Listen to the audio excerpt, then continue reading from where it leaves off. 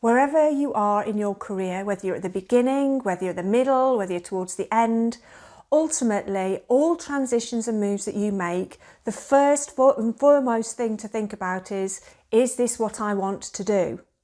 Put aside whether or not there are cans and there are can'ts and there shoulds and shouldn'ts and what people think and that there's gaps and it's different and it's new and you haven't done it before or any of those things. Put them aside. Next, the first thing to say is this what I want to do? And if it's what you want to do, then you've got that energy and motivation to do it and you will come up with ways to make it happen. The second thing is that it's about having some simple checks and measures. It's just, I just think, say, have 3 that help you make those choices about how you're going to make the transition. For me, in the very early stages, when I was moving from my PhD into my first role, I knew that I wanted to use my PhD to get a better job in industry. I knew that I wanted to be an industrial chemist, didn't know what that meant really in full detail.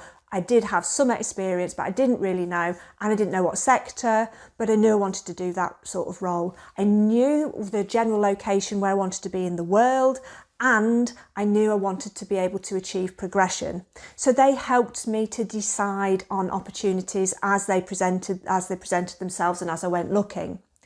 The other thing about it is that because it's new, whether or not you're transferring out of one thing to another, or it's the beginning of your career, or whether it's later on, is that you need to demonstrate your capabilities. You might not necessarily have X, Y, Z experience, but you can show it in context of something else. So for example, my very first role, the first interview, they wanted me to have experience wanted the person to have experience in a particular analytical technique. I didn't have it, but I said I could learn and I would find out about it. I did.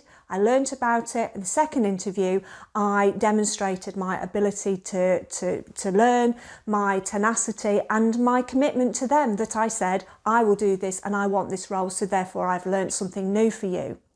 So ultimately, whether you're moving out of academia into industry, whether you're moving sector, market, whether you're getting into new technology, whatever it is, first of all, is this what you really want to do? And then find different ways to prove and demonstrate your commitment to this new thing for you. Come and join us at the Re-energising Your Career Hub and let's make some marvellous career moves together.